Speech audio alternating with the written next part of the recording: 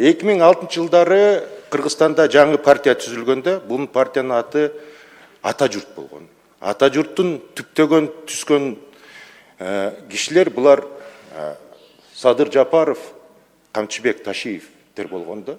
Мисалы мен бир экинчи рядтарда тургам да, ошол убактарда алардын артында турганбыз.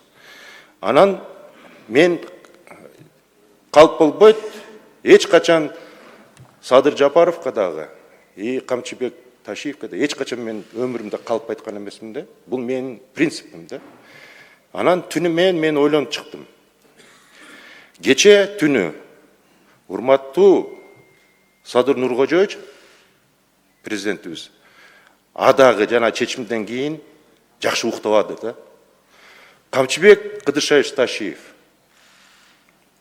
адагы ооруп атат.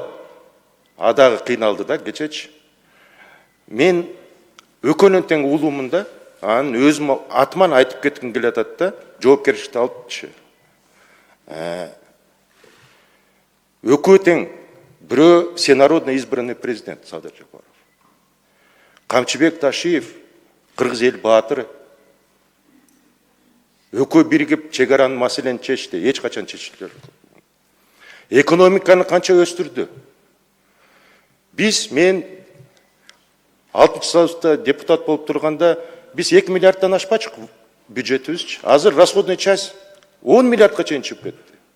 То есть бул 5 жылда болуп аткан ушундай көрүнүштөрдө. То есть мамлекет жакшы нуктап атат, өнүгүп атат.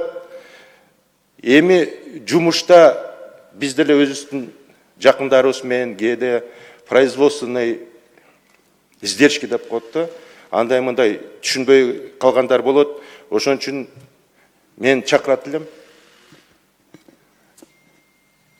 Өзүмдүн 2 досумду баары жакшы болот. Баарыбыз бир болобуз. Астыга койгон максаттарды жетебиз. Экөө тең кыргыз элинин патриоту, экөө тең эл дегенде, журт дегенде ичип аткан суусун, жеп аткан тамагын тыштап чуркап кетет да.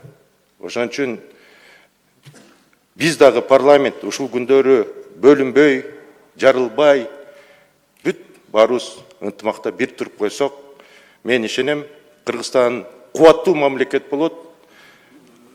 Бүт элибиз, журтубуздун турмушун оңдоп, бардык койгон максаттарга жетебиз депчи. Рахмат.